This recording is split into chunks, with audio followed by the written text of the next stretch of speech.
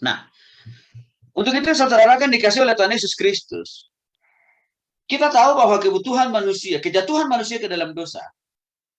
Ya, kejatuhan manusia ke dalam dosa. Inilah yang menjadi awal mula dari sumber konflik yang pertama dan yang utama. Sehingga makin bertumbuh berkembang luaslah konflik yang dialami manusia, baik di dalam dirinya sendiri, bahkan juga kepada orang-orang di sekitarnya.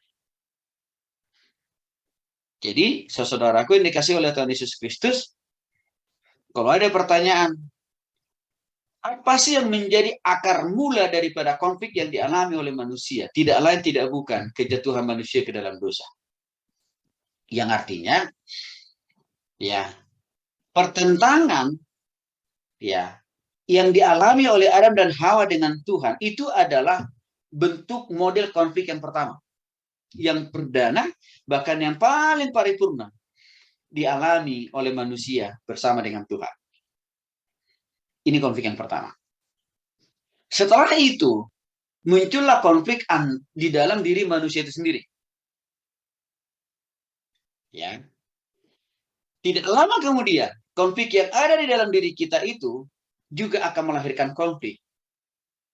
Ya, waktu kita berkomunikasi, berelasi, bekerja sama, melayani dengan orang-orang di sekitar kita. Kalau kita bicara dalam konteks rumah tangga, berarti istri kita yang paling juga merasakan sebab akibat daripada konflik yang terjadi dari diri kita sendiri. Lalu siapa lagi? Orang tua, mertua, kakak adik. Lalu siapa lagi yang lebih jauh lagi? Tetangga kita, kiri kanan, muka belakang. Dan termasuk juga karyawan kita. Kalau kita bekerja dalam perusahaan. Kalau kita bicara dalam konteks pelayanan gerejawi. Maka sudah pasti.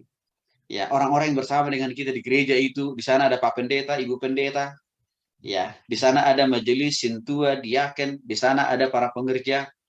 Dan bahkan juga di sana ada banyak jemaat.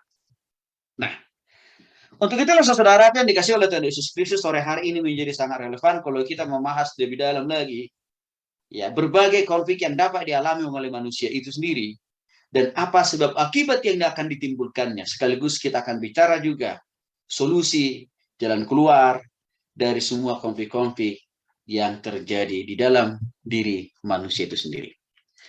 Yang pertama saudara kita akan bahas dulu ada yang namanya konflik antara manusia dengan alam.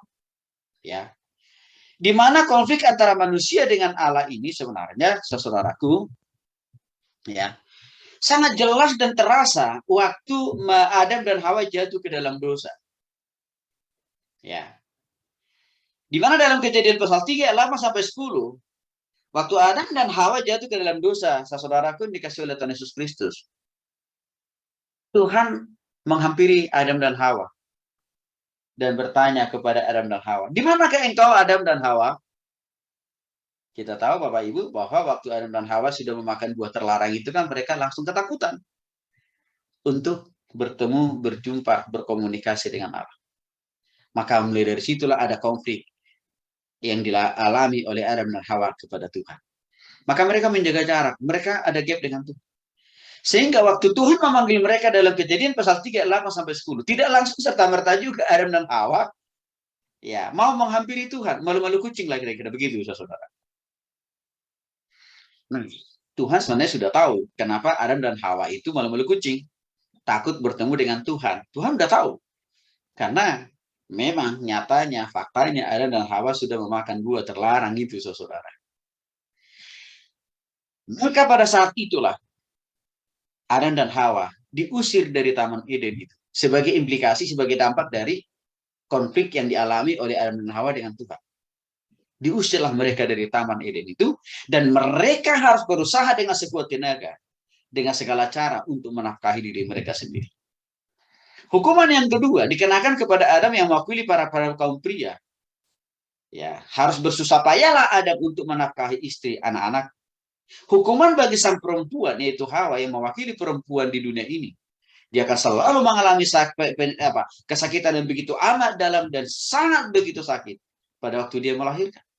Hukuman bagi ular itu, ya juga ada di mana ular itu harus diputuskan dia punya kaki sehingga dia harus menjalar sampai hari ini dan bahkan ya dia juga mengalami konsekuensi yang lain.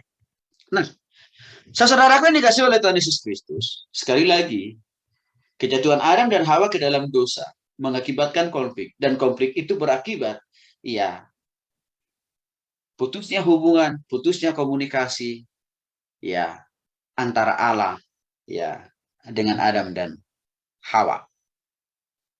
Nah, selain daripada putusnya hubungan, komunikasi, ya, antara Adam dan Hawa dengan Allah, juga ada sebab akibat yang ditimbulkan yang kedua. Adam dan Hawa mulai merasa tidak lagi layak dan berkenan di hadapan Allah. Artinya ada perasaan yang amat selalu bersalah di dalam diri mereka sendiri. Ya, karena merasa sudah tidak lagi berkenan di hadapan Tuhan. Karena merasa sudah melanggar apa yang menjadi hukum, aturan-aturan yang telah Tuhan berikan.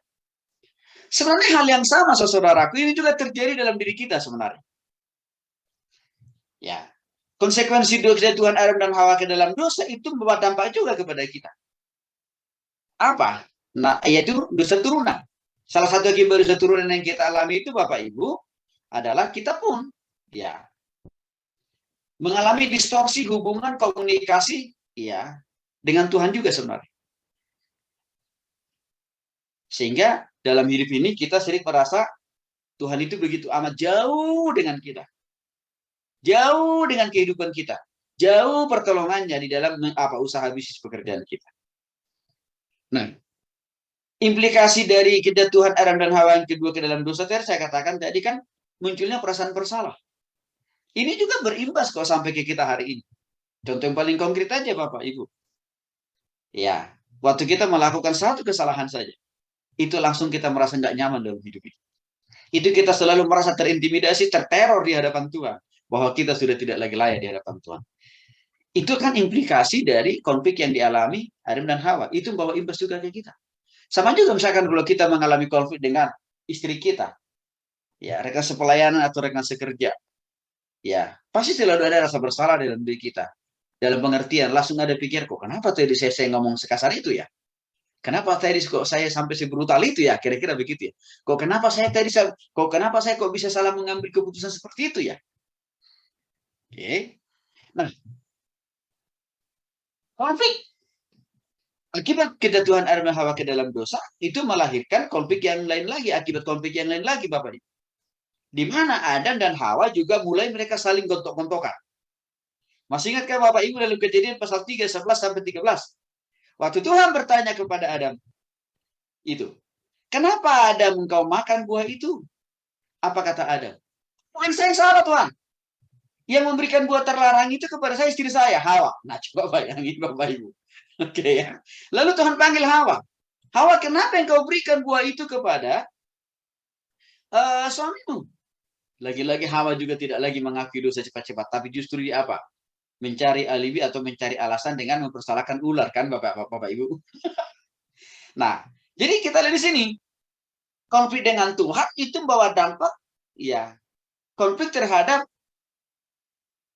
Adam terhadap Hawa, sebenarnya Hawa terhadap Adam, dan juga ini kita alami juga sebenarnya. Dalam hidup ini sebenarnya perilaku tindakan dilakukan oleh Adam dan Hawa, jadi kita lakukan juga sebenarnya.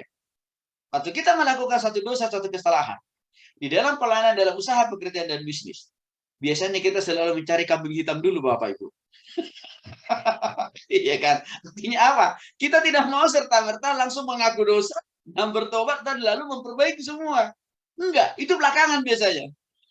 Yang selalu kita lakukan, yang selalu kita upayakan itu adalah cari dulu siapa yang paling bisa kita salibkan.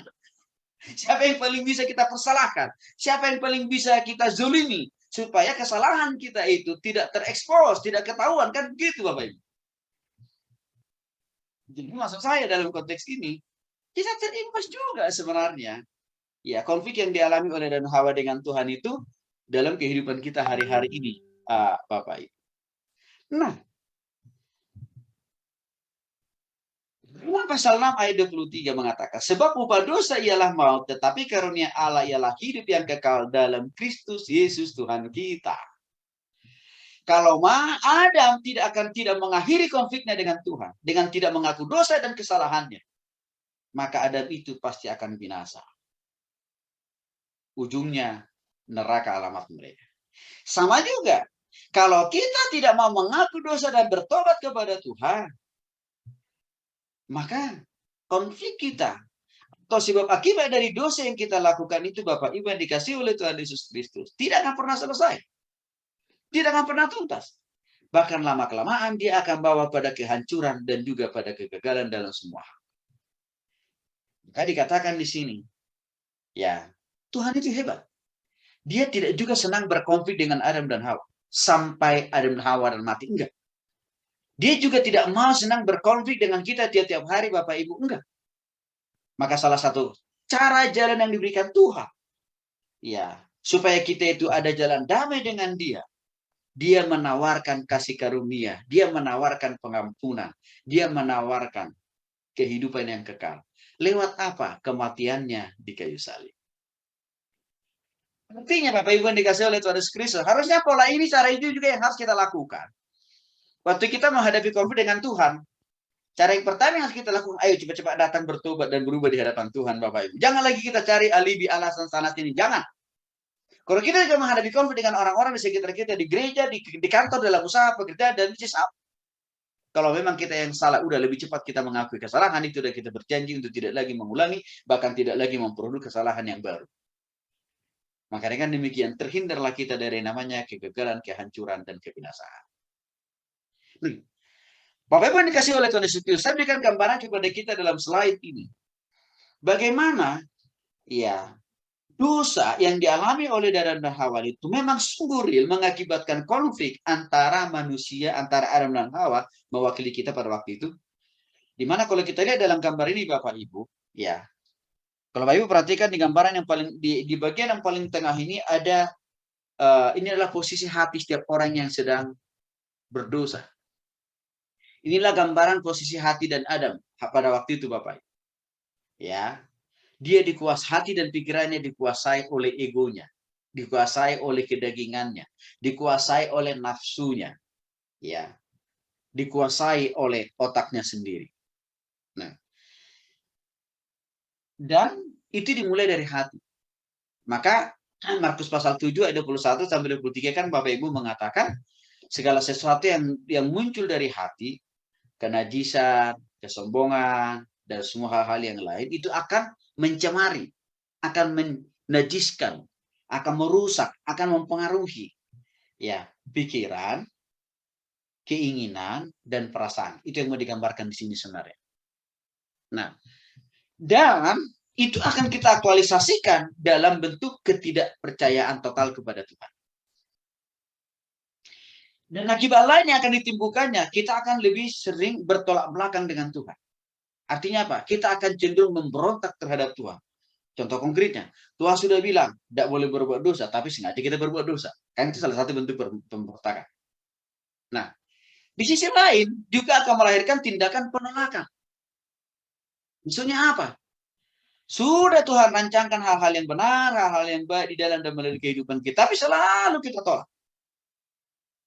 Ya, karena kita selalu berpikir yang paling benar itu apa yang ada di hatiku, apa yang ada di pikiranku, apa yang ada dalam perasaanku, apa yang saya lakukan, itu persoalan. Nah, kita sudah dapat disimpulkan, Bapak Ibu yang dikasih oleh Tuhan Yesus Kristus. Kalau situasi dan keadaan yang seperti ini terus-menerus kita pertahankan dalam hidup ini, nah, tidak akan pernah membawa kebaikan, tidak akan pernah membawa kedamaian, tidak akan pernah membawa pemulihan.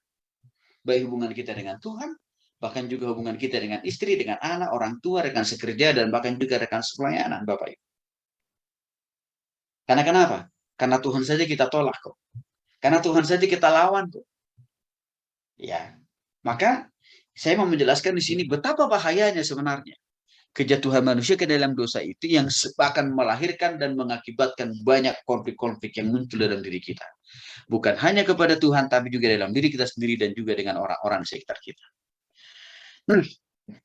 Yang kedua, saya akan masuk ke dalam konflik. Kalau tadi yang kita bahas tadi adalah konflik dengan Tuhan ya, yang berimbas pada diri kita sendiri dan orang-orang sekitar kita. Yang kedua, kita akan masuk bicara tentang konflik di dalam diri sendiri, yang disebut dengan istilah konflik intrapersonal. Intrapersonal, konflik di dalam diri sendiri. Nah, Konflik intrapersonal ini adalah konflik seseorang dengan dirinya sendiri. Jadi begini Bapak Ibu, sebenarnya sebelum kita berkonflik dengan istri kita, anak kita, rekan sekerja kita, rekan pelayanan kita, atau karyawan kita, di dalam diri kita sudah terjadi lebih dulu konflik. Cuman ini selama ini kan tidak pernah dipahami orang. Ya, jadi bisa dikatakan begini Bapak Ibu, konflik kita dengan istri, anak, orang-orang lain itu adalah ekspresi adanya konflik di dalam diri kita sendiri. Kalau kita merunduk ke penjelasan di awal tadi, karena kita juga sudah lebih dahulu berkonflik dengan Tuhan, maka mengakibatkan ada konflik di dalam batin kita. Lalu diteruskanlah itu dengan munculnya konflik yang kita alami dengan orang-orang di sekitar kita. Jadi tidak pernah Bapak Ibu, konflik yang kita alami dengan orang lain itu berdiri sendiri. Enggak, itu pasti ada imbasnya. Itu pasti selalu dimulai dengan konflik dengan Tuhan. Lalu konflik dengan diri kita sendiri. Ya, lalu terekspresilah itu dengan waktu kita berkonflik dengan orang-orang di sekitar kita. Nah, Bapak Ibu dikasih oleh Tuhan Yesus Kristus, konflik ini terjadi jika di waktu yang sama seseorang memiliki dua keinginan. Di mana kedua keinginan ini selalu terus tarik-menarik Bapak Ibu dalam diri kita. Ini masih kita dalam diri ya. Dua keinginan ini terus-menerus tarik-menarik. Keinginan yang sebelah kiri menarik kita berbuat dosa, keinginan sebelah kanan menarik kita untuk berpikir, bertindak, dan hidup seperti Kristus. Dan ini bertolak belakang ini. Itu selalu terus berjuang di dalam diri kita dari waktu ke waktu. Ya. Dalam diri seseorang biasanya terdapat bermacam-macam bentuk konflik intrapersonal ini Bapak Ibu. Saya akan lebih lanjut, saya jelaskan lebih jauh lagi. Yang pertama, ini bentuk-bentuk konkret dari konflik intrapersonal. Artinya jenis-jenis konflik yang ada dalam diri kita sendiri. Oke. Yaitu sejumlah keinginan dan kebutuhan atau peranan yang sering bersaing di dalam diri kita sendiri. Contoh, di dalam diri manusia itu Bapak Ibu, ada dua peran yang saling mempengaruhi satu dengan yang lain. Yang disebutkan oleh Rasul Paulus, keinginan Roh Kudus dan keinginan daging. Galatia pasal 5 ayat 19 sampai dengan ayat 22. Ya, ini contoh real dari konflik intrapersonal di dalam diri kita. Yang saya katakan tadi, ya, kita punya kepala satu, mata dua, hidung satu, mulut satu, telinga dua, tangan dua, kaki dua, ya. Tetapi di dalam diri kita sendiri, begitu subur dan munculnya konflik ini Bapak Ibu. Walaupun ini baru di dalam diri kita sendiri. Kenapa? Karena ada keinginan di dalam diri kita ini selalu bertolak belakang. Ada tujuannya. Ya. Keinginan sebelah kanan yang sering diidentikan oleh Rasul Paulus adalah keinginan roh. Berarti, ya, kalau keinginan roh ini yang kita turuti, maka pasti akan membawa dan membimbing kita ke arah jalan yang lurus. Tetapi Rasul Paulus juga mengatakan, hati-hati ada keinginan daging loh dalam diri kalian, kata Paulus kan. Dan kalau ini yang kita turuti, akan bawa pada kehancuran.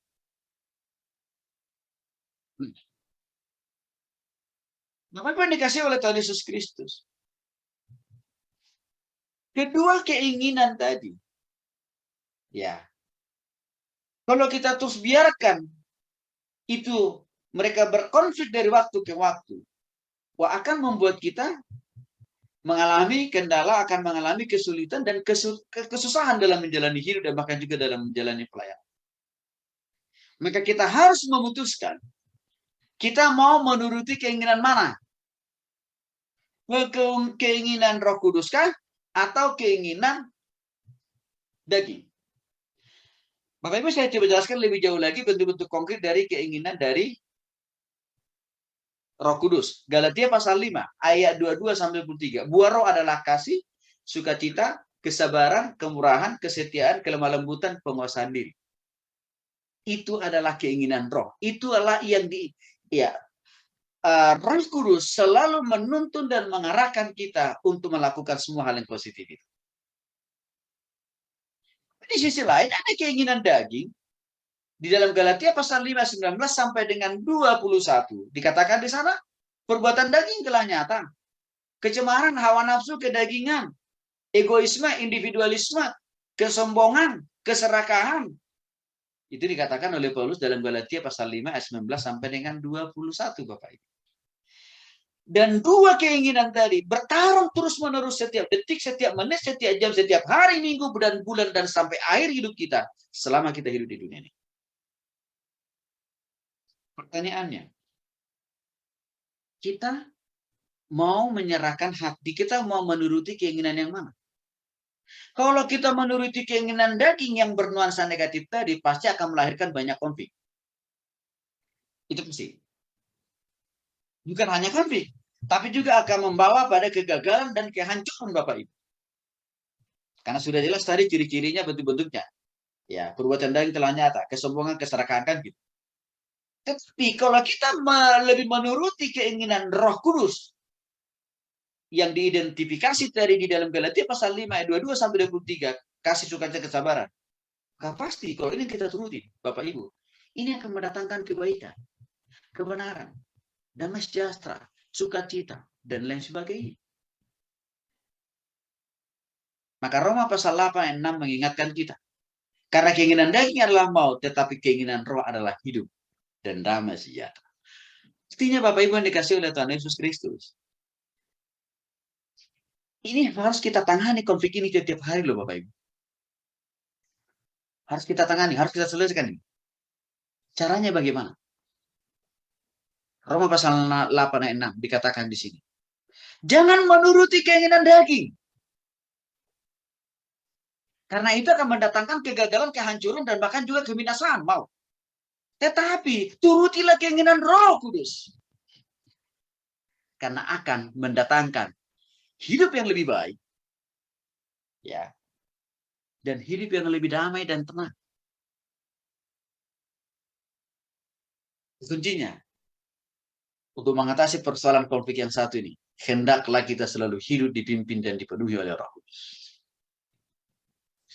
Maka kalau kita selalu hidup dipimpin dan dipenuhi oleh Roh Kudus, Bapak Ibu, sebenarnya pasti kita ini akan minim menghadapi konflik.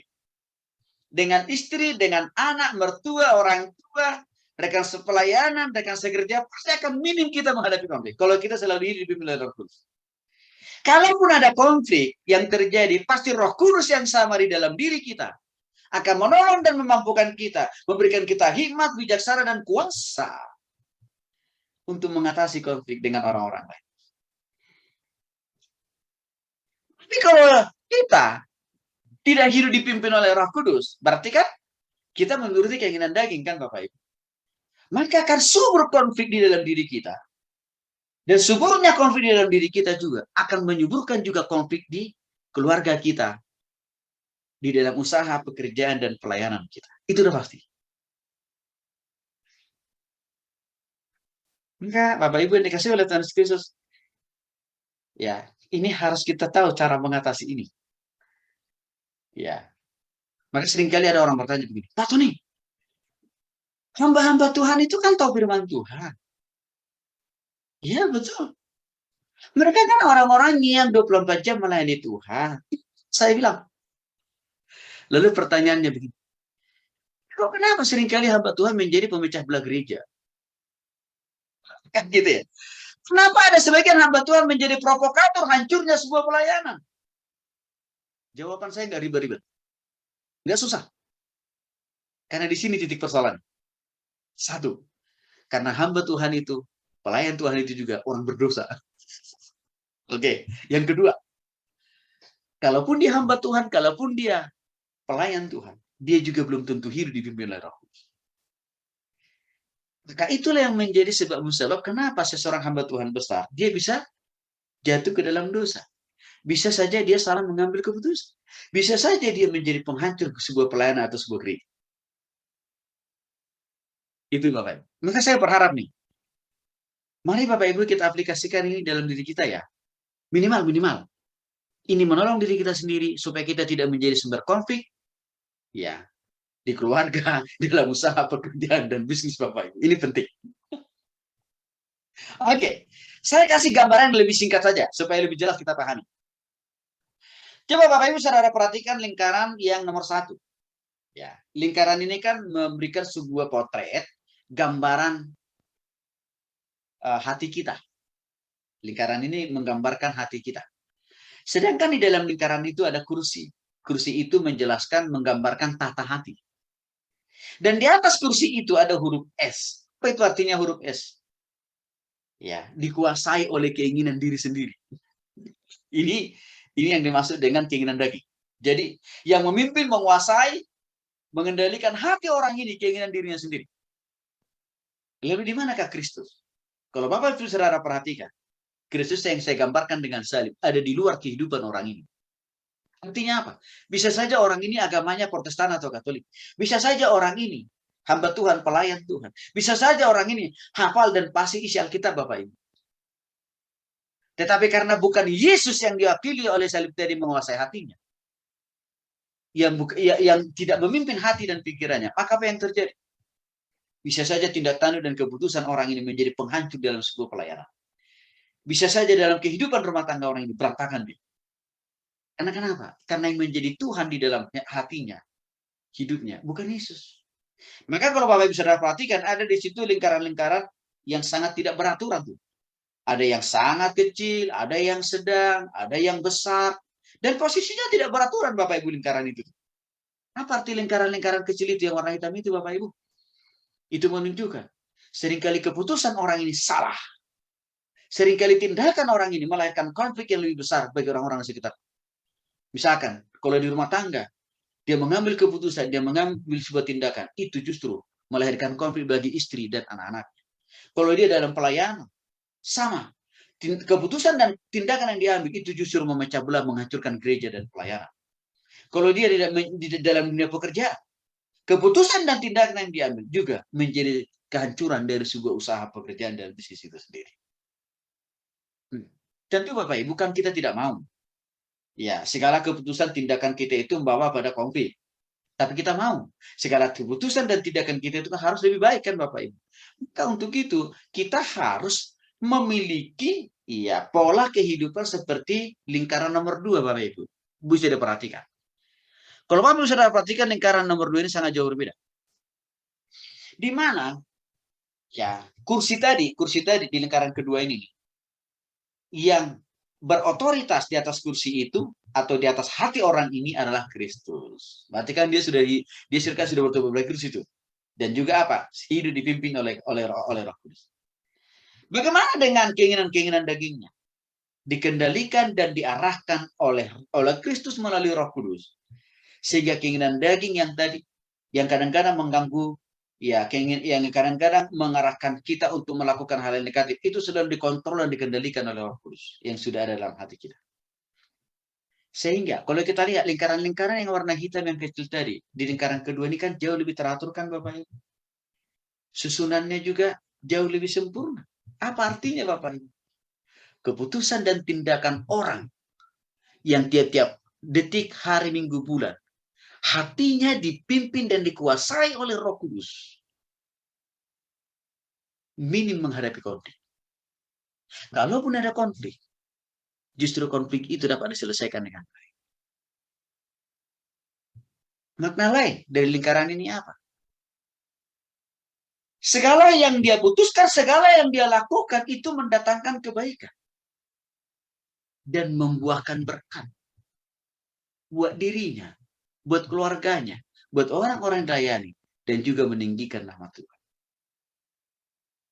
Pastikan Bapak Ibu, setiap waktu, setiap saat, hati kita dipimpin dan dikuasai oleh Kristus, seperti di lingkaran nomor 2 ini. Karena kalau ini yang ada dalam hati dan pikiran kita tiap hari, Bapak Ibu yang dikasih oleh Tuhan Kristus, saya katakan tadi, kita akan minim menghadapi konflik. Kalaupun ada konflik, kita akan bisa dewasa menyelesaikan konflik itu. Oke. Nah, yang kedua, ini masih bentuk konflik intrapersonal di dalam diri. Setiap orang dituntut untuk melakukan berbagai macam cara yang berbeda dalam memenuhi kebutuhan, semua kebutuhan yang ada dalam dirinya. Apa contohnya ini? Contoh yang paling ring saja sebenarnya. Kita yang sedang kuliah hari ini, Bapak Ibu. Di sisi lain kan kita harus bekerja. Begitu Bapak Ibu ya. Atau melayani. Ya. Di sisi lain kita harus cari nafkah untuk diri kita sendiri. Untuk istri kita, anak-anak kita.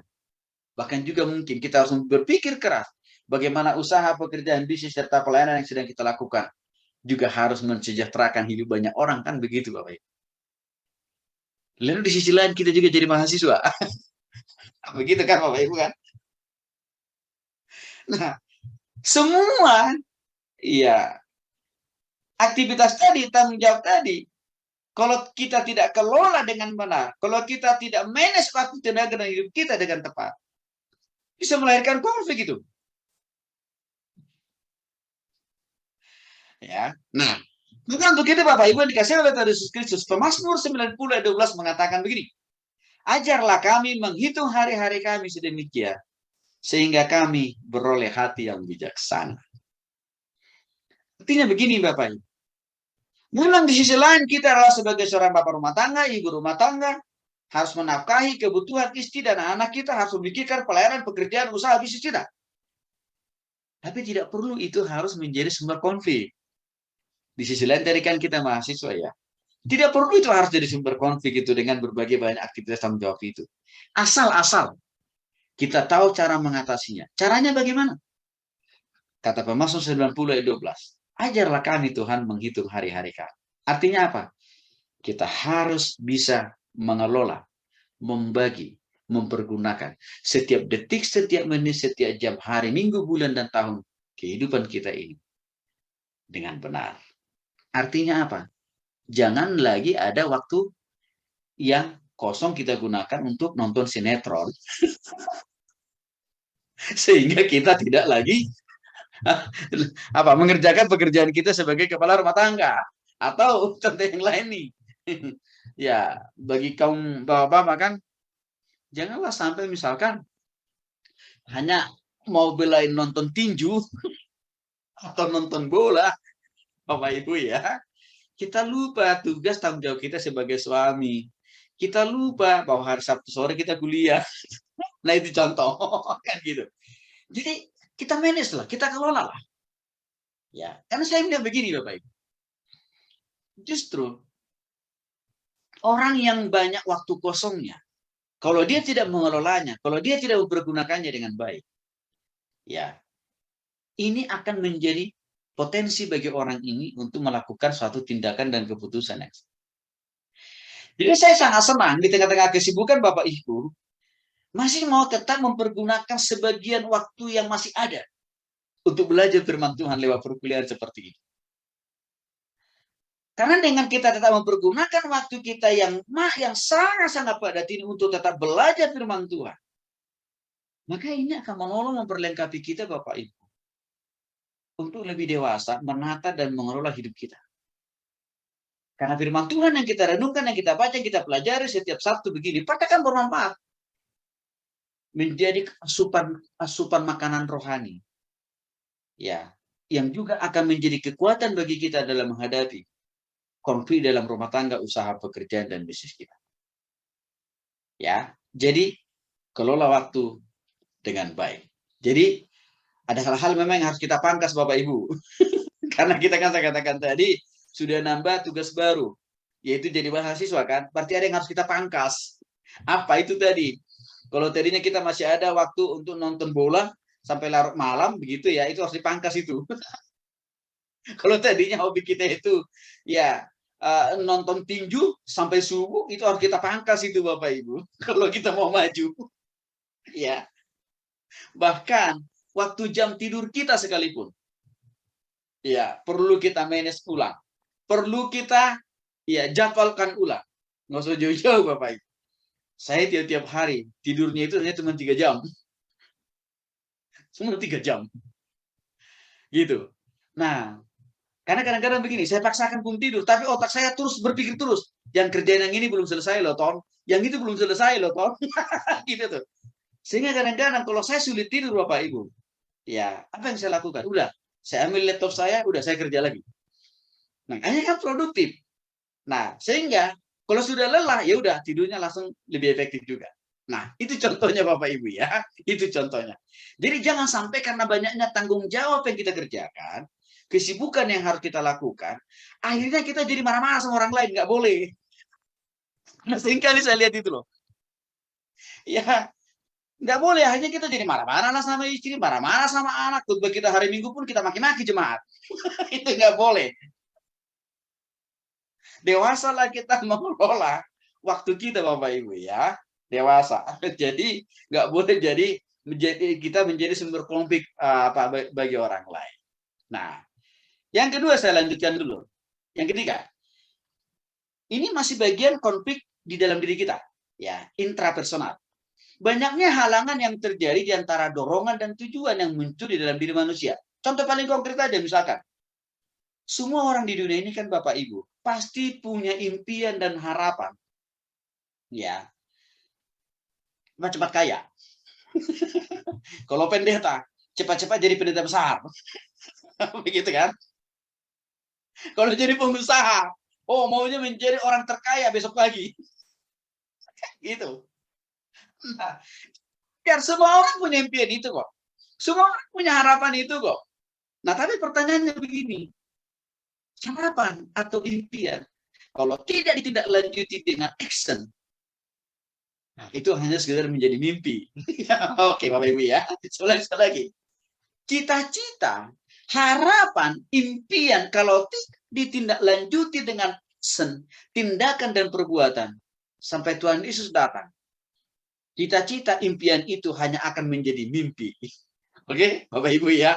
Jadi maksud saya begini, boleh kita punya cita-cita dan impian yang besar. Boleh, amat dan sangat penting. Tetapi hal yang harus kita pikirkan apa? Tindakan dan apa yang harus kita lakukan setiap detik, setiap menit, setiap jam, setiap hari, setiap minggu, setiap bulan, dalam menggapai mimpi dan cita-cita itu. Itu yang harus kita perlu pikirkan.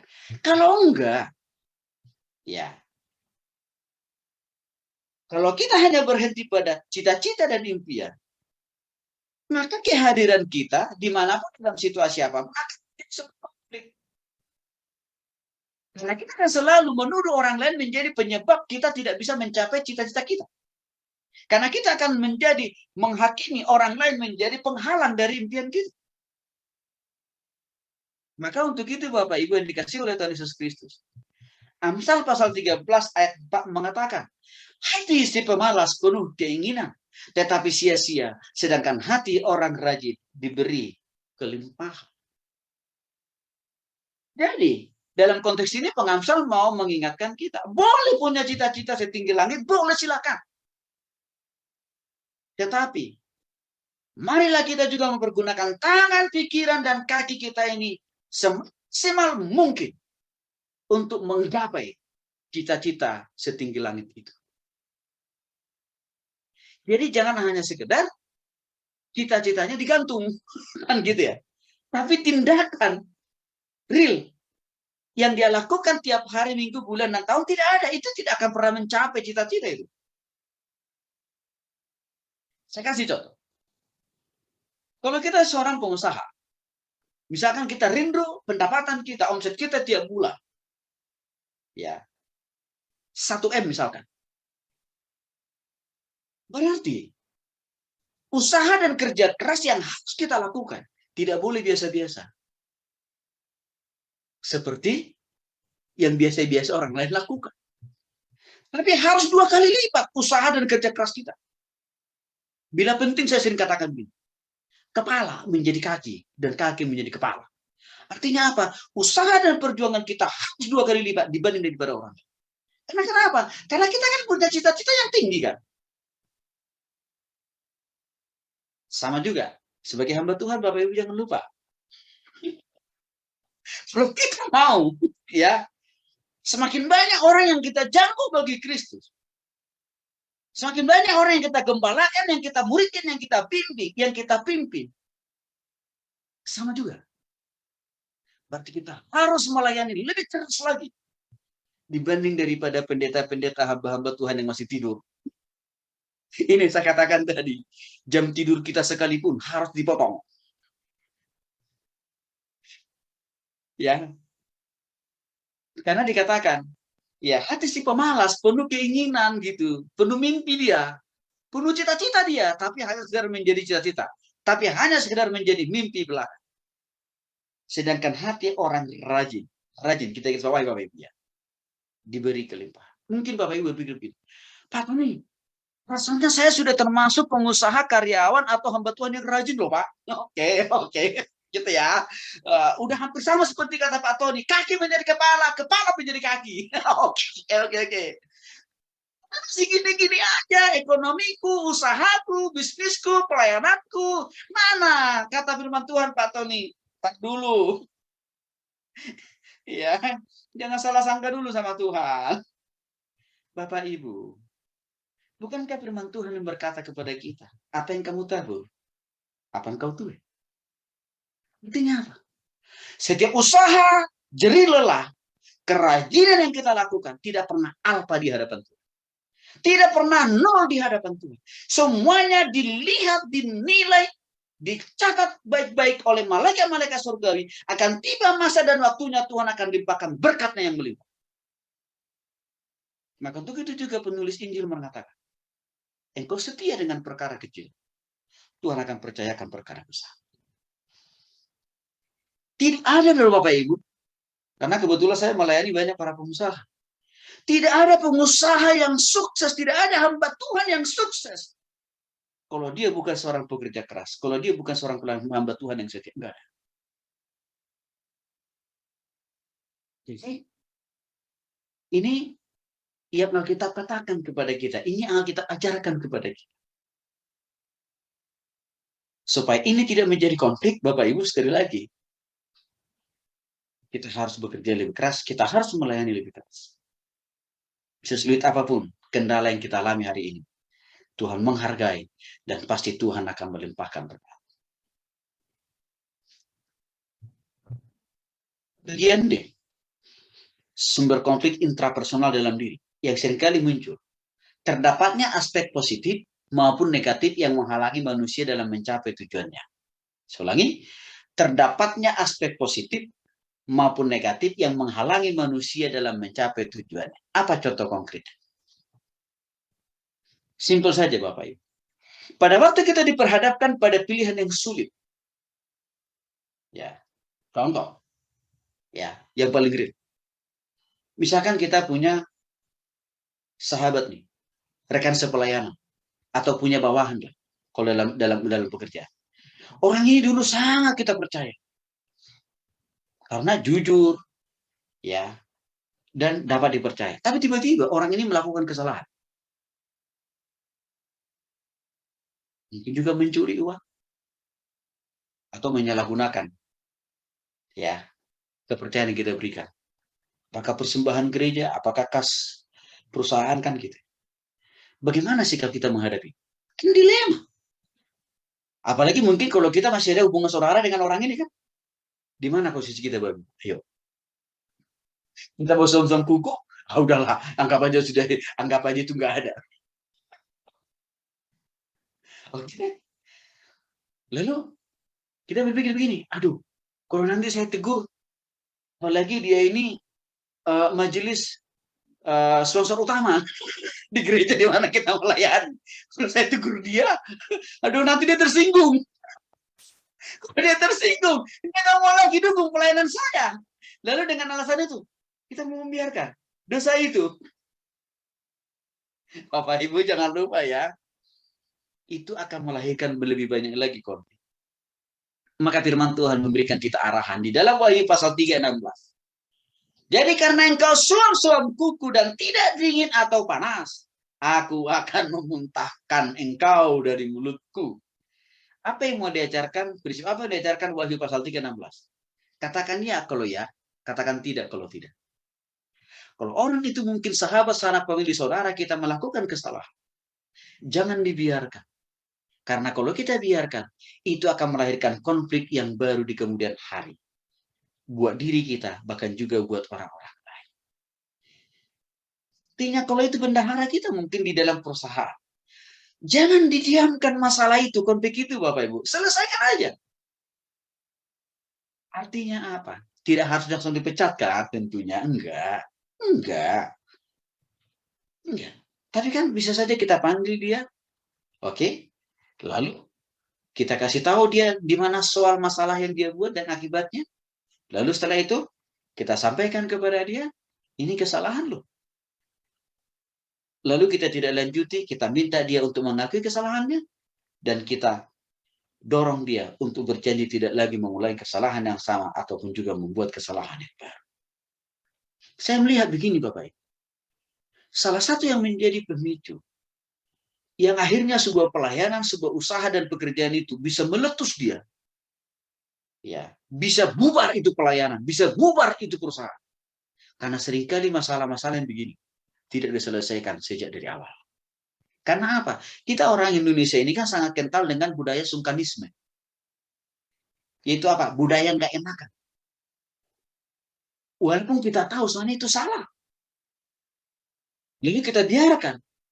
Tapi kita nggak sadar bahwa orang ini, kalau kita tidak ingatkan, kalau kita biarkan, apa yang terjadi Bapak Ibu? Dia akan menganggap tindakan yang dilakukan itu sebuah kebenaran. Maka jangan salahkan dia. Kalau di kemudian hari dia akan melakukan kesalahan yang sama, kesalahan yang sama, kesalahan yang sama. Nah, dianggap yang pertama saja saya nggak ditegur kok. Maka itu yang mau diingatkan oleh Wahyu pasal 3:16 ini. Kita ingatkan saudara kita itu. Kita kasih tahu dia di mana salahnya. Kita tolong dia bagaimana memperbaiki kesalahannya. Dan bahkan kita bimbing, kita ajar dia supaya tidak lagi melakukan kesalahan yang sama atau kesalahan yang baru. Supaya apa? Supaya ini tidak menjadi sumber konflik. Nggak usah jauh-jauh Bapak Ibu. Tek yang paling sederhana aja. Ya, saya ke istri saya. Kalau misalkan ada sesuatu hal yang salah, ya nggak usah jauh-jauh deh cara berpakaian. Ya, saya langsung katakan begini sama istri saya. Mah, kamu pakai baju itu nggak cocok. Ini apa nggak cocok? Warnanya nggak masuk. Ya, dan juga apa? Modelnya nggak masuk. Itu saya selalu katakan kepada istri saya. Saya katakan itu kan tidak berarti saya benci dia, enggak. Saya katakan itu tidak berarti saya tidak cinta, tidak sayang sama istri saya. Bukan. Justru sebaliknya. Karena istri saya itu adalah diri saya sendiri. Saya begitu sayang dan mencintai dia. Saya mau penampilannya harus lebih baik. Nah, ini hal kecil Bapak Ibu. Nah, kalau ini sudah terbiasa kita lakukan dalam keluarga, maka dalam konteks pelayanan, dalam konteks pekerjaan, ini akan menolong kita juga. Untuk mengingatkan orang, untuk menolong orang. Supaya apa? Supaya ini tidak menjadi sumber konflik. Jadi saya katakan tadi, Bapak, tidak langsung ujuk-ujuknya pecah-pecah. Enggak lah, enggak. Enggak kok. Nah, yang bagian berikutnya, ya, sumber konflik yang sering terjadi di dalam diri kita itu adalah proses adaptasi yang sangat sulit dilakukan. Apalagi kalau misalkan kita ada dalam lingkungan yang baru, suasana yang baru, pelayanan yang baru, ya, perusahaan yang baru. Adaptasi itu seringkali menjadi sumber konflik juga. Ya. Maka Bapak Ibu dikasih oleh Tuhan Yesus Kristus, perlu kita beradaptasi dimanapun kita ditempatkan, dimanapun kita mulai dipertemukan Tuhan, diizinkan Tuhan melayani dengan satu kelompok baru, satu jemaat baru, ataupun juga rekan kerja baru di kantor. Bahkan dengan tetangga pun kita perlu beradaptasi juga. Walaupun saya katakan tadi, yang memberikan kita, yang menafkahi kita itu kan bukan tetangga ya. Tapi kita ini kan masyarakat yang selalu hidup dengan orang-orang sekitar kita kan begitu. Nah, adaptasi itu Bapak Ibu tidak haram dalam Alkitab. Karena Roma pasal 12 ayat 2 mengatakan di sana, berubahlah oleh pembaruan akal budi. Berubah itu kan bicara tentang adaptasi itu. Ya. Jadi nggak salah. Di dalam satu jemaat, di dalam satu pelayanan yang baru, di dalam sebuah perusahaan yang masih baru nih, kita perlu beradaptasi memang. Artinya apa? Kita perlu berubah sesuai dengan budaya atau aturan main yang ada di dalam gereja itu, pelayanan itu, perusahaan itu, kantor itu perlu. Bapak Ibu, kebetulan saya ngajar di beberapa perguruan tinggi negeri. Ya, saya sebut aja salah satunya, contohnya misalkan di IPDN. IPDN itu kan ya ala-ala tentara kita, kan gitu. Nah, saya pun kalau ngajar di sana, Bapak Ibu, harus mengikuti aturan main yang ada di kampus itu. Disiplin waktu, mulai ngajarnya, disiplin selesai ngajarnya, disiplin penyerahan apa namanya berkas soal, disiplin juga penyerahan berkas nilai ke kampus kembali. Saya harus ikutin itu. Ya, walaupun mungkin kalau di kampus yang lain akan lebih longgar kan begitu Bapak Ibu. Dan itu bukan sesuatu hal yang dosa, itu sesuatu yang enggak. Karena itu bagian daripada firman Tuhan yang saya katakan tadi dalam Roma pasal 12, berubahlah oleh pembaruan akal budi. Nah, sedikit saya mau jelaskan kepada kita Bapak Ibu. Beradaptasi itu atau berubahlah itu tidak sama dengan kompromi ya, enggak sama dengan kompromi. Kalau kompromi itu kan sudah lebih kepada kita hidup sama. Ya, seperti orang-orang di tempat itu. Intinya apa? Kalau orang itu hidup di dalam dosa, ya kita hidup seperti itu kan kompromi itu. Tapi kalau adaptasi atau berubah, enggak. Prinsip hidup saya harus tetap saya pertahankan. Harus tetap pegang kuat. Tetapi, boleh dong saya bekerja sama dengan orang-orang di sekitar saya, walaupun orang di sekitar saya belum percaya Yesus kan? Boleh dong saya ya bertetangga dengan orang-orang yang belum sungguh-sungguh percaya kepada Yesus. Boleh dong kita bekerja sama dengan karyawan-karyawan yang beda keyakinan, walaupun keyakinan kita kepada Yesus. Ini yang sering saya katakan tadi, ya menjadi sumber masalah. Saya sering ada satu kasus di Bapak Ibu. Seorang rekan saya pendeta. Dia ditempatkan di sebuah gereja besar di Bandung, namanya Gereja Injili juga. Nah, sebenarnya beliau ini belum lama ditempatkan di situ, baru kurang lebih mungkin satu setengah tahun lah ya. Tiba-tiba Bapak Ibu, dalam satu malam, si Pak Pendeta ini dipaksa keluar, ya, dari rumah yang sudah disediakan oleh gereja. Dipaksa keluar, dan itu malam hari loh Bapak Ibu. Bisa dibayangkan, tiba-tiba dipaksa majelis keluar dari rumah milik gereja tanpa ada pemberitahuan 1 jam sebelumnya. Bapak Ibu usut punya usut. Apa soalnya? Saya gak curiga waktu itu. Ini apa persoalannya begitu? Lalu saya cari informasi. Persoalannya adalah masalah proses adaptasi. Saya tahu teman saya ini orangnya baik. Saya tahu teman saya ini pendeta ini orang sangat jujur, tegak lurus deh tentang kebenaran firman Tuhan. Tapi harus saya akui juga, teman saya ini memang agak kakuan orangnya. Agak susah beradaptasi kepada jemaat yang dilayani, kepada majelis yang bekerja sama dengan dia. Sehingga terjadilah peristiwa itu. Nah, saya menemukan juga kasus-kasus yang sama dari pengalaman-pengalaman yang sering juga saya dapatkan dari orang-orang yang bekerja di dunia profesional, di dunia sekuler. Sama juga. Seringkali ada orang kata, ada telepon saya, ada japri saya mengatakan begini, Pak Tony tolong doakan saya mau resign. Lalu saya bilang, kenapa kau resign? Katanya persoalan itu gak cocok buat saya. Loh, pertanyaan saya, kenapa dulu kamu lamar di situ? Lalu tiba-tiba cukup kau bilang sekarang gak cocok perusahaan itu buatmu. Kenapa kamu lamar di situ dulu? Gak bisa jawab. Kenapa Bapak Ibu? Karena ketahuan. Yang bermasalah itu bukan perusahaannya, dia yang bermasalah. Mengapa? Karena dia tidak sanggup beradaptasi. Tidak sanggup hidup di tengah-tengah budaya. Atau aturan yang ada di dalam perusahaan itu sendiri.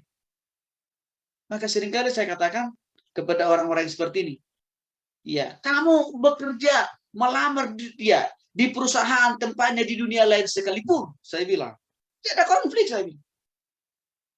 Karena sumber konflik itu bukan di perusahaan, bukan di gereja di mana kamu lihat, tapi di kamu kok.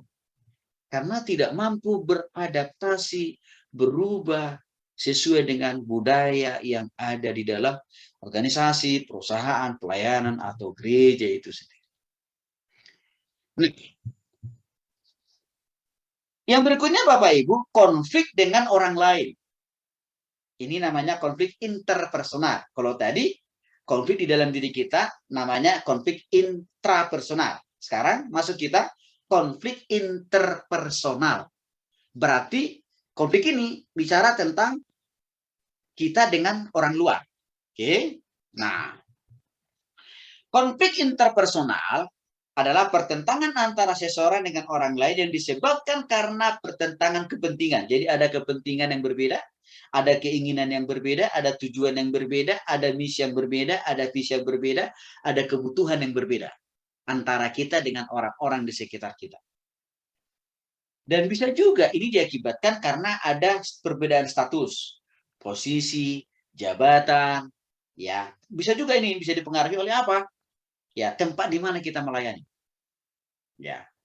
Maka konflik interpersonal ini berpotensi besar bisa muncul. Nih, konflik interpersonal dapat melibatkan beberapa peranan dari beberapa anggota organisasi yang mempengaruhi proses pencapaian tujuan dalam organisasi itu sendiri. Nah, artinya begini Bapak Ibu yang dikasihi oleh Tuhan Yesus Kristus. Konflik interpersonal ini pasti terjadi karena ada lebih dari satu orang. Karena ada lebih dari satu orang yang bersama-sama dengan kita. Artinya apa? Kalau kita ada dua orang, Bapak Ibu harus paham, di antara kita dengan teman kita itu, di situ suatu saat akan berpotensi muncul yang namanya konflik. Saya kasih contoh. Bagi orang yang sudah berumah tangga, sudah menikah puluhan tahun, juga masih bisa menghadapi konflik. Ini contohnya, konflik interpersonal. Apalagi Bapak Ibu, kalau kita melayani di sebuah gereja, yang notabene di sana kita berjumpa dan bertemu bekerja sama dengan lebih dari satu orang kan Bapak Ibu. Maka sudah pasti sumber konflik di sana akan pasti lebih luas, lebih banyak. Ya kita dengan istri kita saja bisa berkonflik. Itu Bapak Ibu ya. Sama juga halnya waktu kita bekerja. Ya. Di perusahaan A. Pasti di situ akan ada konflik. Mengapa ini perlu saya jelaskan kepada Bapak Ibu? Supaya kita siap-siap maksud saya. Kemana, dimanapun. Konflik itu pasti akan ada.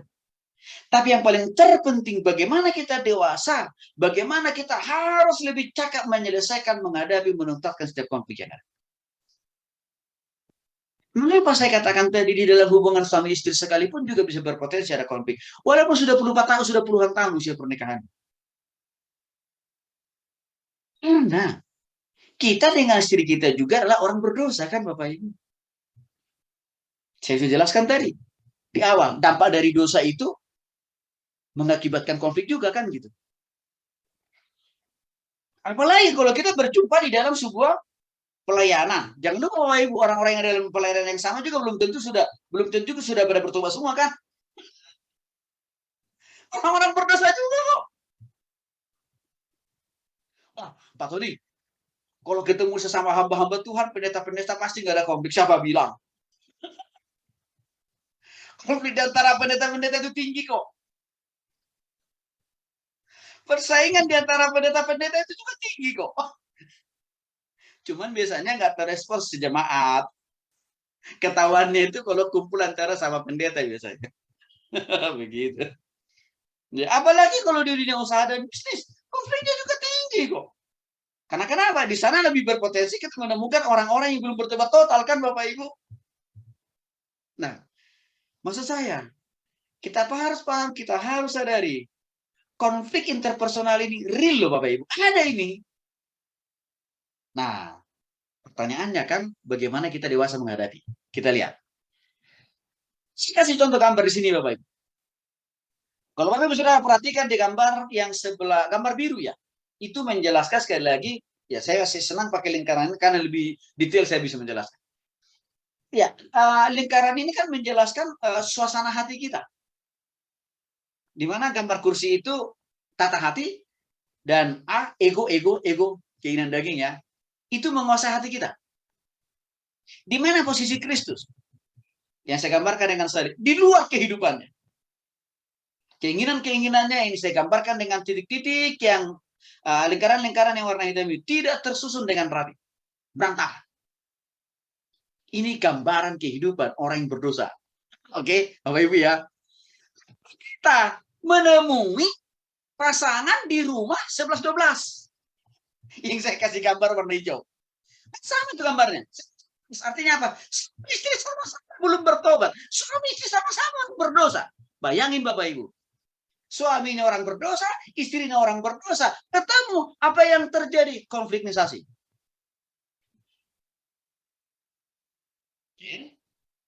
Nah, lalu kita keluar.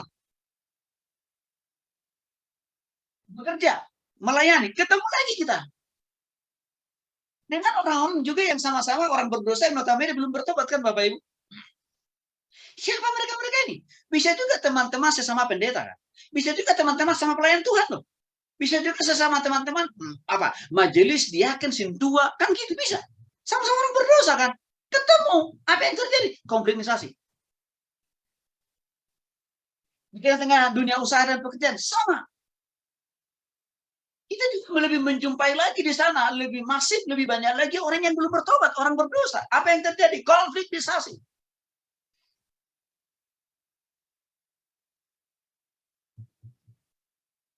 Artinya tiada hari tanpa konflik. Karena posisi kita sama. Sama-sama orang berdosa.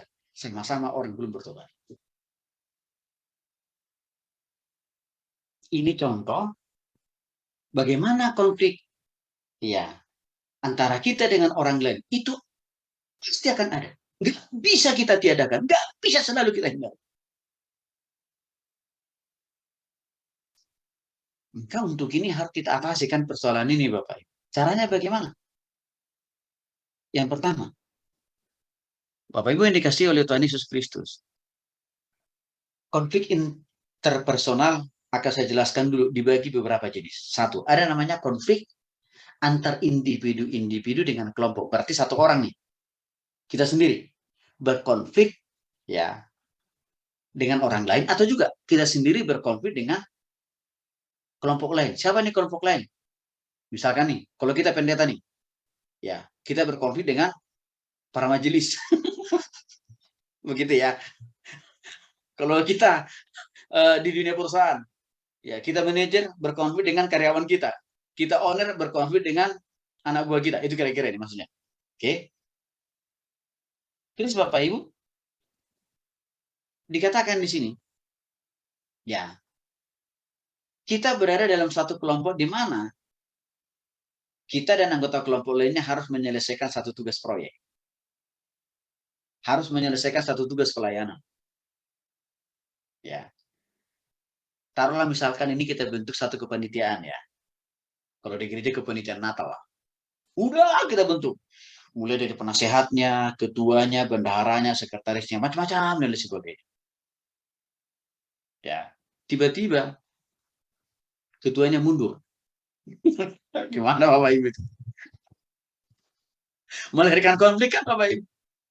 Gak cukup hanya ketuanya mundur, wakilnya juga mundur, bendaharanya juga mundur, semua koordinatornya juga mundur.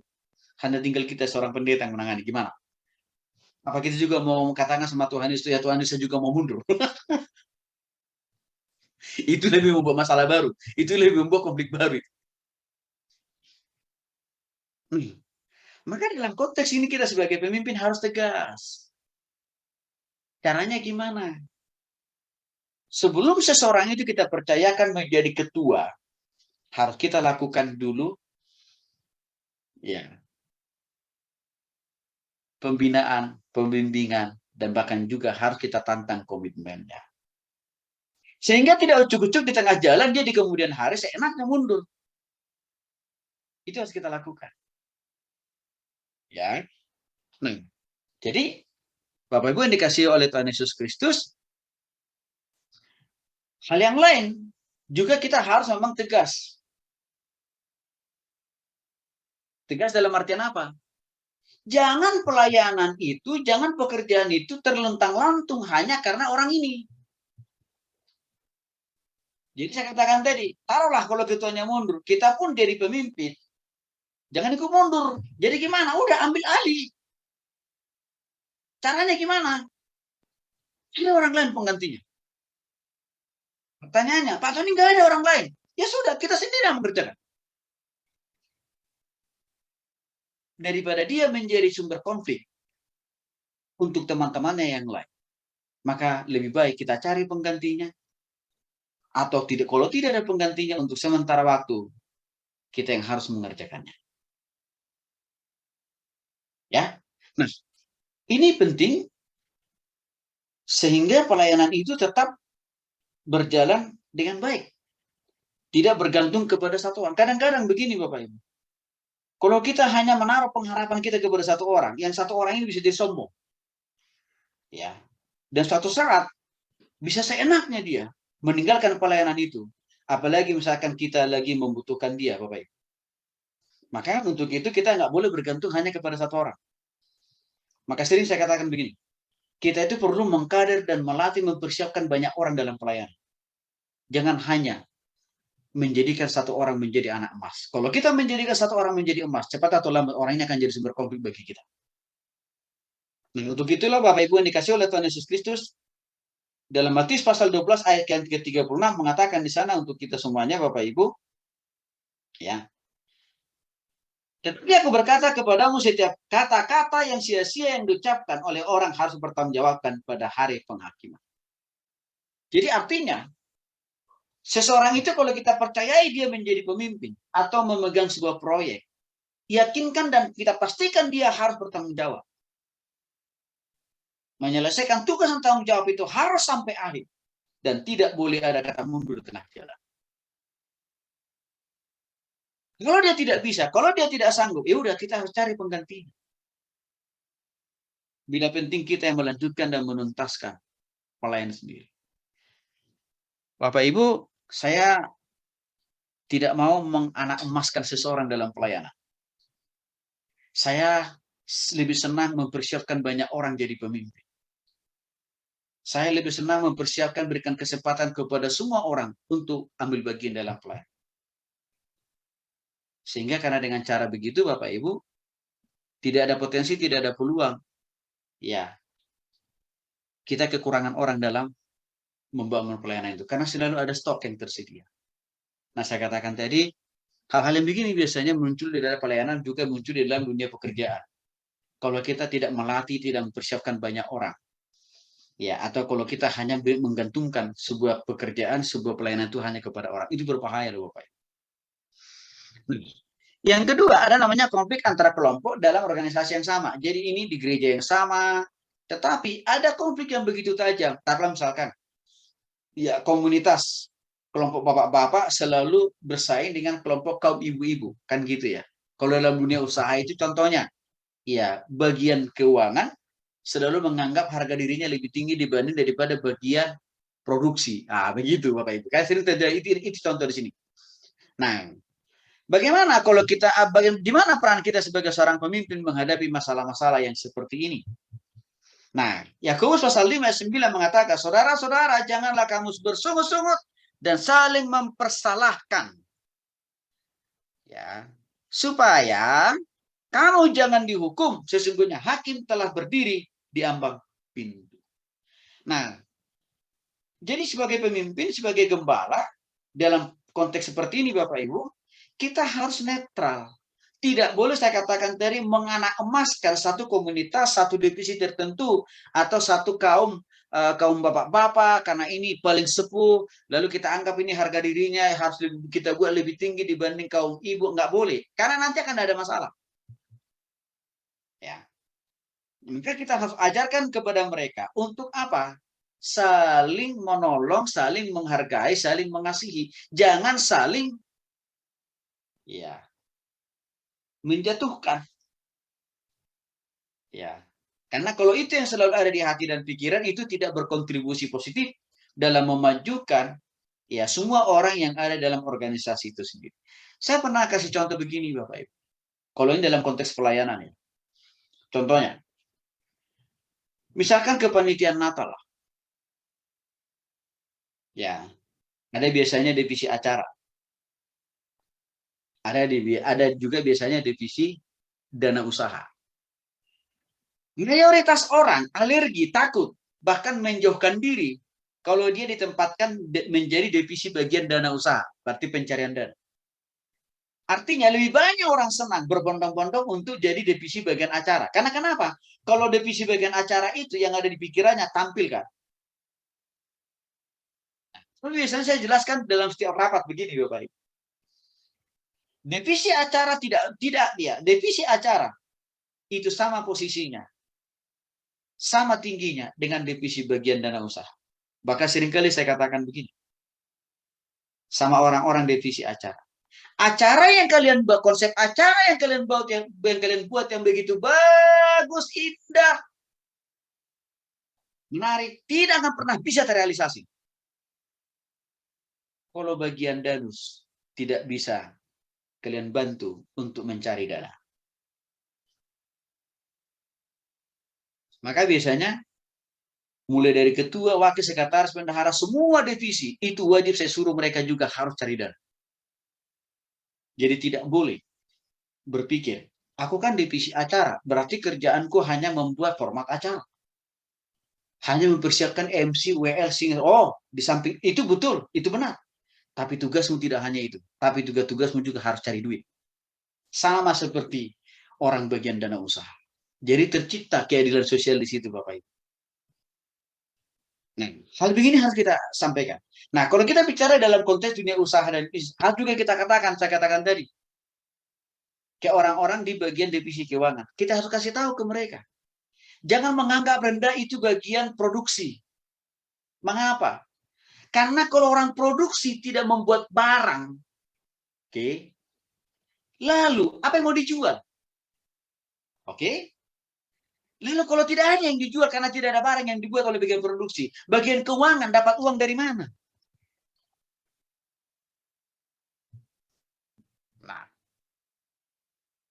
di sini posisi kita sebagai pemimpin harus jelas. Jadi jangan ngambang. Jangan kompromistis, Bapak Ibu. Tidak boleh.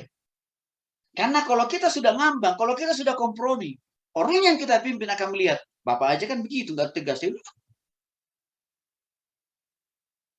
Karena seringkali ego sektoral, ego di dalam diri setiap orang, itu pasti ada. Apalagi misalkan itu ditopang dengan posisi dia di dalam sebuah organisasi. Oh, egonya makin merata tinggi.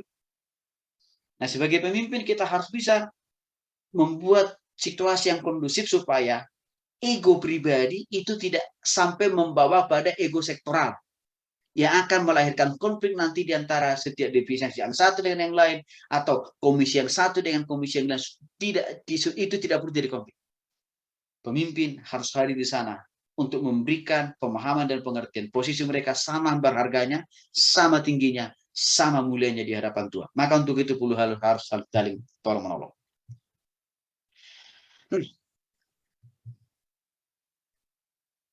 Konflik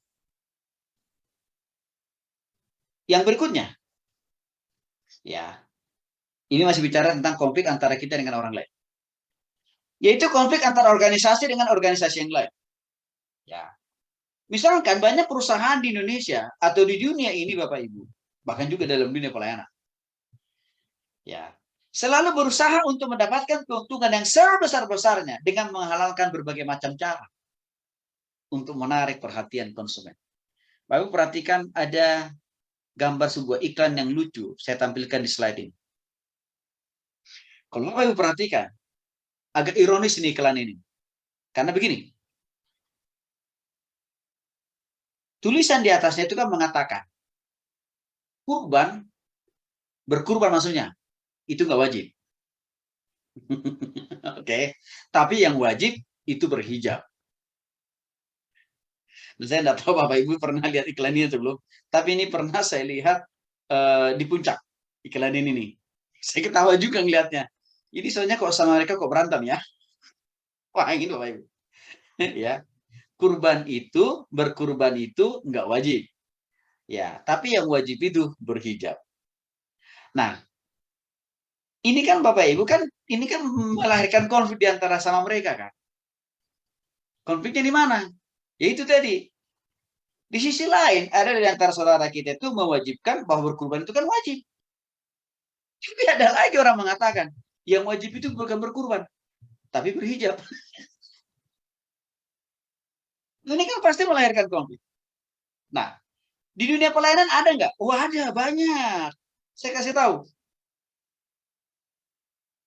Ini terjadi loh Bapak Ibu. Tema saya dia pernah curhat. Beberapa tahun yang lalu. Hampir nangis beliau. Karena dulu saya pernah bantu pelayanan, saya pernah bantu membuat pelatihan di gerejanya. Dengan pelatihan itu jemaatnya bertumbuh dewasa rohani dan makin banyak orang jemaatnya yang datang. Orang jemaat-jemaat baru yang datang jadi. Tiba-tiba dia cerita begini. Pak Tony tahu nggak Pak Tony? Dulu Pak, jemaat-jemaat saya yang Pak Tony layani itu, yang Pak Tony latih itu, mereka minjam keluarga mereka loh Pak.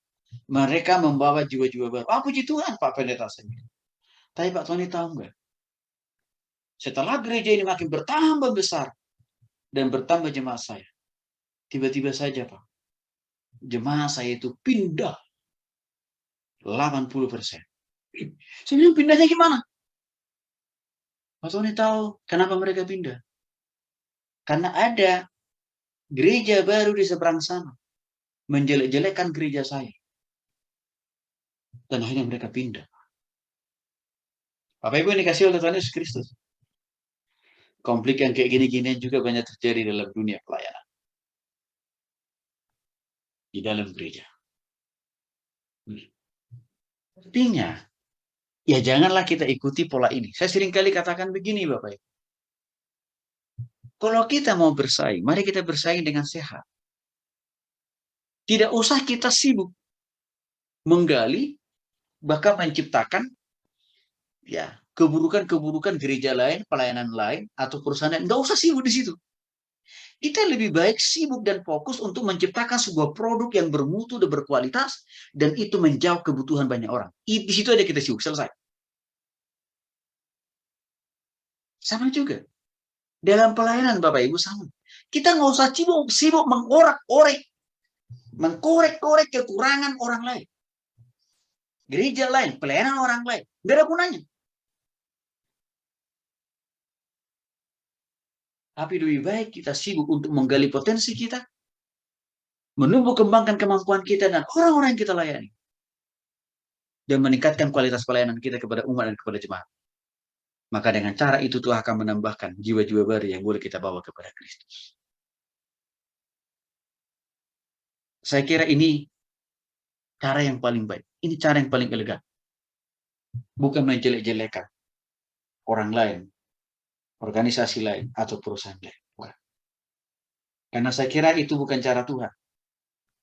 Maka untuk itulah Bapak Ibu yang dikasih oleh Tuhan Yesus Kristus dalam Mazmur pasal 10, dalam ayat 7 mengatakan, ya, mulutnya penuh dengan sumpah serapah, dengan tipu dan penindasan di lidahnya. Ada kelaliman dan kejahatan. Saya cukup yakin betul dengan firman Tuhan ini. Orang yang selalu berusaha mengotak-atik, mengkorek-korek dosa dan kesalahan orang lain, supaya dia yang lebih terkenal, supaya pelayanannya lebih disukai orang, cepat atau lambat akan hancur itu pelayanan. Cepat atau lambat usaha dan bisnis itu akan kolaps. Karena dikatakan mulutnya penuh dengan sumpah serapah, dengan tipu dan penindasan. Di lidahnya ada kelaliman dan kejahatan. Maka saya katakan kepada Pak Pendeta teman saya itu, Pak Pendeta sabar Pak Pendeta. Mata Tuhan tidak tidur. Mata Tuhan maha melihat. Yang penting Pak Pendeta komitmen. Serius sungguh-sungguh lagi Pak. Doa sama Tuhan, layani lagi orang-orang lain Pak. Pasti akan Tuhan tambah. Beberapa tahun kemudian kami ketemu, dan akhirnya Pak Pendeta ini katakan, Pak Tony, puji Tuhan Pak. Lambat laun jemaat saya ditambahkan Tuhan. 1, 2, 3, 4. Saya kira kita harus pakai prinsip firman Tuhan ya Bapak Ibu ya. Dan nggak lama kemudian saya dengar gereja yang tetangganya yang memindahkan jemaatnya itu ke gereja baru itu justru katanya sudah tutup juga. Jadi saya kira sih betul kata firman Tuhan, kan Tuhan itu nggak bisa dibohongin ya. Nah, ada konflik antara kelompok atau golongan dengan kelompok lain. Apa contohnya? Ya, saya kasih data saja. Komnas HAM memberikan laporan, mereka telah menerima 700 sampai 80, 700 sampai 800 kasus konflik. Dan ini karena sengketa lahan yang terjadi antar korporat, usaha, pengusaha dengan masyarakat lokal. 700 sampai 80, 800 kasus konflik akibat sengketa lahan. Nih, laporan yang lain disampaikan juga oleh masyarakat adat Nusantara yang disingkat dengan namanya AMAN. Mereka melaporkan ada 530 konflik lahan di wilayah masyarakat adat. Jadi rupanya ini adalah tanah adat nih. Lalu diserobot oleh pengusaha. Akhirnya melahirkan 530 konflik. Di sisi yang lain, ya juga memberikan laporan yang sama. Dalam hal ini Norman memberikan laporan ada 663 kasus sengketa antara perusahaan dan perkebunan sawit dan masyarakat. Ini Bapak Ibu sedikit saya singgung. Ya, kenapa Presiden Jokowi mengganti menteri, salah satu menterinya yang mengurusi masalah sertifikat tanah, yang digantikan oleh mantan Panglima Jenderal Hadi. Tugas pokoknya Jenderal Hadi itu menuntaskan masalah sengketa tanah, ya, yang terjadi di Indonesia. Karena kenapa? Masalah sengketa ini sudah melahirkan banyak persoalan, bahkan sampai kepada penganiayaan dan juga penghilangan nyawa, Bapak Ibu. Nah, 1 Korintus pasal 10 ayat 24 mengatakan, jangan seorang pun mencari keuntungannya sendiri, tetapi hendaklah kita juga mencari keuntungan untuk orang lain. Menarik ayat ini, Bapak Ibu. Sebagai pengusaha, sebagai profesional, sebagai karyawan, kita tidak boleh hanya terlena, yang penting saya udah dapat gaji tiap bulan dan dapat tunjangan A, B, C sampai X, lalu saya nggak usah kerja produktif. Itu nggak boleh. Karena itu bukan ajaran firman Tuhan. Karena firman Tuhan mengatakan, kita juga harus berpikir, bukan hanya diri kita yang untung, tapi juga orang lain harus untung. Berarti kalau sebagai profesional, sebagai ya karyawan, kita juga harus bekerja produktif kan? Supaya apa? Perusahaan di mana kita bekerja diuntungkan. Dan kita juga pasti dapat imbas dari keuntungan yang didapatkan oleh perusahaan. Sebagai hamba Tuhan, sebagai pelayan Tuhan, saya mau katakan hal yang sama. Kalau kita mau diberkati oleh Tuhan, Bapak Ibu, ayo. Jadilah menjadi saluran berkat untuk jemaat atau untuk orang-orang yang kita layani dengan cara apa? Mari kita layani mereka dengan sungguh-sungguh. Mari kita layani mereka dengan setia. Tuhanlah yang akan memberkati, Tuhanlah yang memberikan, mencurahkan berkatnya untuk kebutuhan makan, minum, pakaian, dan masa depan kita. Ini penting, Bapak Ibu. Seorang pengusaha, jangan hanya berpikir supaya dia yang dapat untung gede. Lalu dia tidak memberikan hak-hak karyawannya atau gaji karyawannya, itu nggak boleh. Tapi dia juga harus memikirkan bagaimana kehidupan karyawannya, kehidupan stafnya. Supaya dia juga dapat diuntungkan. Karena kalau karyawannya, stafnya juga mendapat untung, mendapatkan hak-haknya, maka karyawannya juga akan loyal kan terhadap perusahaan itu, sehingga dengan keloyalitasan itu, perusahaan itu akan dapatkan untung. Bahkan yang lebih jauh lagi, Bapak Ibu, seorang pengusaha juga harus memikirkan keuntungan apa yang didapat oleh konsumennya. Kok sejauh itu ya? Iya. Karena begini, Bapak Ibu. Misalkan kita memproduk barang A, tapi barang yang kita produk ini KW. Gitu ya. Tapi kita jual dengan harga ori. Artinya apa? Kita bohongin kan konsumen itu. Kita katakan, ini ori loh. Ini ori loh. Tapi kualitasnya rendah. Dan mereka belilah itu. Mungkin kita untung sebagai pengusaha. Rugi kan itu konsumen? Tapi saya yakin konsumen itu tidak akan pernah datang untuk yang kedua kali untuk kita kibuli atau untuk kita tipu. Tidak akan pernah datang. Bahkan konsumen itu akan bercerita kepada orang lain dengan mengatakan, warung itu, toko itu, perusahaan itu penipu. Bapak Ibu Saudara tahu, iklan yang paling efektif itu bukan yang di TV. Yang ditayangkan setiap waktu bukan. Iklan yang efektif itu adalah iklan dari mulut ke mulut.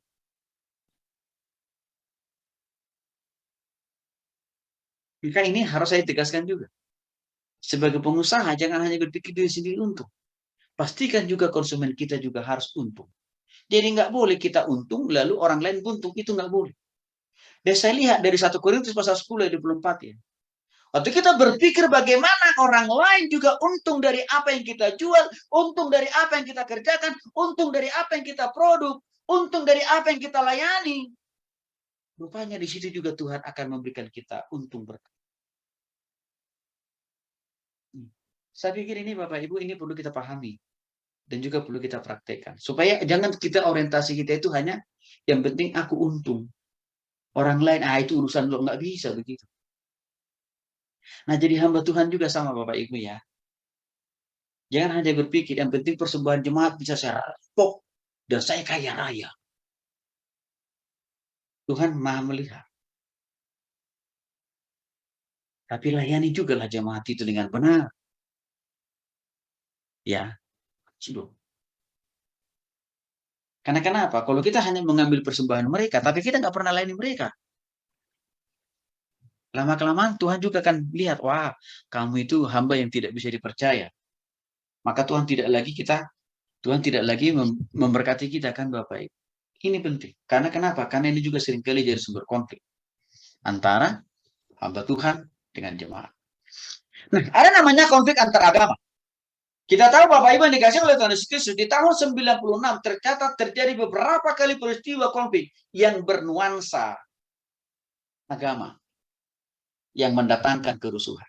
Contoh, ya, tanggal 10 Oktober tahun 96, Bapak Ibu, terjadi, ya, dan juga tahun 26, tanggal 26 Desember 96, ya, terjadi di 2 kota ini kerusuhan. Yang pertama tadi di Situbondo tanggal 10 Oktober 1996, yang kedua di Tasikmalaya tahun 96 juga. Di tahun ini agak banyak kerusuhan. Bapak Ibu, kerusuhan yang terjadi di Tasikmalaya ini salah satunya adalah masalah, ya, ada gereja. Jadi ini awal mulanya ceritanya begini Bapak Ibu. Ada seorang pengusaha Kristen, dia punya karyawan saudara kita seberang. Mungkin karyawannya ini ada salahnya ya. Nah, tapi waktu menegurnya, bawa-bawa agama karyawannya. Oke, apa yang terjadi? Ya, si karyawannya ini dipecat. Lalu si karyawannya ini mempolitisir lah. Dan mempolitisir pemecatan dia itu bahwa karena agama saya A, saya dipecat. Ya, oleh perusahaan AA gitu kira-kira. Apa yang terjadi Bapak Ibu? Besoknya perusahaan itu dibakar oleh massa. Nah, ini harus hati-hati juga kita. Jadi kalau kita mau menegur orang, nggak usah sampai lari kemana-mana gitu ya. Kita tegurlah dia karena dosanya, karena kesalahannya, karena perbuatannya. Nggak usah disambung-sambungkan karena misalkan karena sukunya, agamanya, nggak usah. Mengapa? Karena itu kan perbuatan dia pribadi. Bukan mewakili perbuatannya itu kan tidak mewakili sukunya, tidak mewakili agamanya kan Bapak Ibu. Harus hati-hati kita dalam konteks ini. Ya. Di Kerawang terjadi juga kerusuhan yang sama tahun 97. Bahkan tragedi yang terjadi pada tanggal 13 sampai dengan 15 Mei tahun 98, kerusuhan massal di Jakarta. Yang merembet ke Solo, Surakarta, Palembang, Medan, Madura, Sukabumi. Ini kan waktu itu dialami oleh saudara kita seberang. Khususnya saudara kita yang Chinese ya. Banyak toko mereka yang dijarah, bahkan dibakar, bahkan juga terjadi pada saat ini pemerkosaan loh Bapak Ibu. Yang lebih ditujukan kepada saudara kita itu. Ya. Maksud saya begini. di dalam kita di dunia pelayanan di gereja pun kan kita punya jemaat kan tidak hanya satu suku. Kadang-kadang ada suku A, B, dan C. Hati-hati juga. Jangan sampai karena kesalahan satu orang, lalu kita menjustifikasi itu mewakili sukunya. Ya, bahwa itu pasti semua suku itu begini apa karakternya. Jangan, hati-hati, Bapak. Nah, kalau dalam lingkungan sosial, ya juga misalkan kita punya tetangga kan punya keyakinan lain. Kalau dia melakukan kesalahan, misalkan mencuri, nggak usah kita simpulkan, wah inilah perilaku tindakan semua orang yang beragama seperti kamu ini ya. Nggak boleh, hati-hati, nanti masalah. Ya, di dalam perusahaan juga sama Bapak Ibu ya. Kalau kita tegur orang, kita tegur aja secara proporsional, secara personal. Nggak usah disangkutkan dengan sukunya, agamanya, nggak usah. Karena kenapa? Itu kan tindakan perilaku dia pribadi kok, bukan agamanya dan suku. Sebaliknya, Bapak Ibu kan nggak terima juga kan? Kalau hanya karena perlakuan satu orang Kristen loh, lalu orang menyimpulkan semua orang Kristen itu jelek, pasti kita nggak terima kan? Maka hal yang sama jangan lagi kita ulangi seperti itu, supaya ini tidak menjadi sumber konflik. Ya, di gereja, di kantor, atau juga di dalam kehidupan kita bertetangga satu dengan yang lain. Bapak Ibu.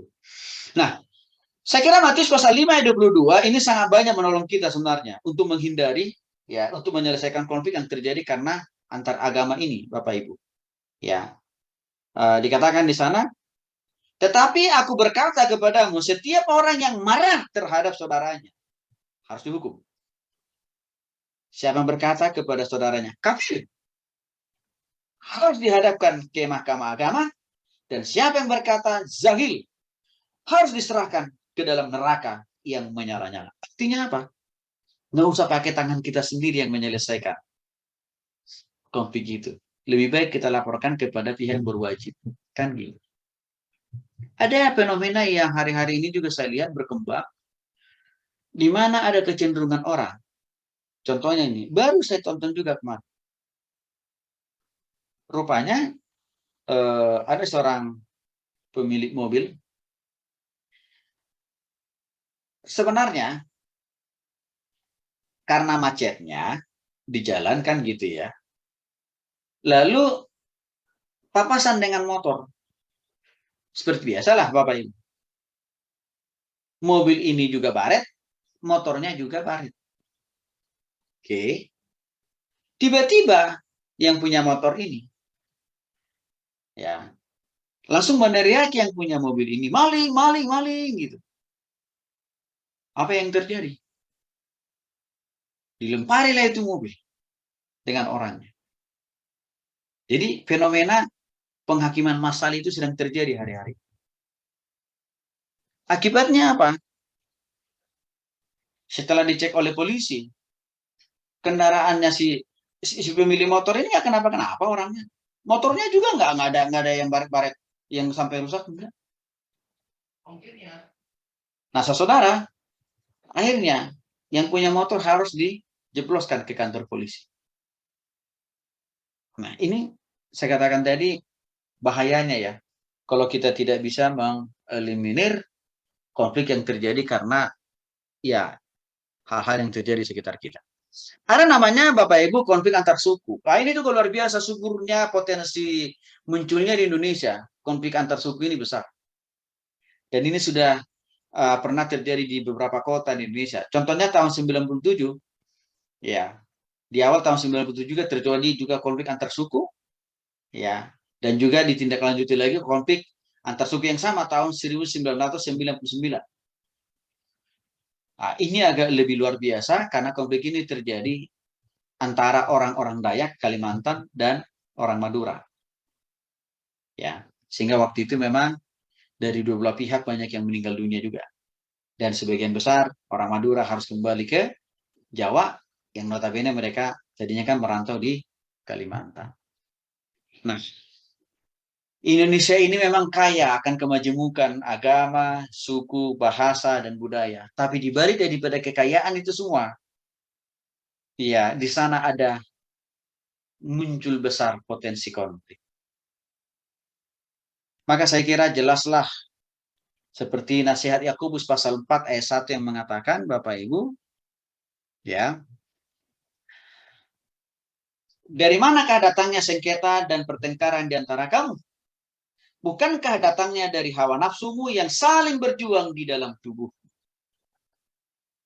Jadi, lagi-lagi, bagaimana mengatasi konflik yang bersifat suku, agama, ras ini? Ya, Yakobus menasihatkan, kita harus mau mengendalikan diri kita, keinginan daging kita dengan cara taktisnya apa? Ya, hidup dipimpin oleh Roh Kudus. Itu kata kuncinya yang harus kita praktekin. Yang dari tadi saya terus ulangi-ulangi karena itu memang itu solusi, salah satu solusi yang paling efektif. Hidup dipimpin oleh Roh Kudus sehingga kita tidak menjadi rasis, sehingga kita tidak menjadi sukuisme, sehingga kita tidak menjadi agamaisme. Ya, jadi saya jadi teringat ada seseorang berkata begini ke saya, sharing sebenarnya. Pak Tony, saya sebenarnya ingin punya ponakan itu menikah dengan satu suku dengan saya gitu. Lalu saya tanya kenapa? Karena saya yakin dengan menikah ponakan saya dengan suku yang sama dengan saya, maka konfliknya akan minim bahkan tidak terjadi. Lalu saya bilang begini, ibu salah. Satu, untuk masalah teman hidup, untuk masalah jodoh, keputusannya bukan di tangan kita orang tua, tapi keputusannya di tangan Tuhan. Tuhanlah yang menetapkan, Tuhanlah yang menentukan jodoh yang terbaik untuk kita punya anak. Itu prinsip loh ibu saya. Yang kedua, tentang latar belakang suku dan budayanya juga bukan kita yang menentukan, Tuhan juga yang menentukan. Yang ketiga, tidak ada jaminan menikah dengan suku yang sama, budaya yang sama, bahasa yang sama, pasti aman, tentram, dan tidak akan pernah menghadapi konflik. Salah saya bilang. Karena ibu sendiri kan menikah dengan suku yang sama, bahasa yang sama, budaya yang sama. Saya mau tanya, ibu pernah ada konflik nggak dengan suami? Nggak bisa dijawab. Kenapa nggak bisa dijawab? Karena dia juga pernah mengalami banyak konflik dalam rumah tangganya. Maka saya kasih pengalaman beliau itu menjadi contoh. Kesamaan suku, budaya, bahasa tidak menjadi jaminan minim, rendah, bahkan alpanya sebuah konflik. Enggak. Tetap juga subur konflik.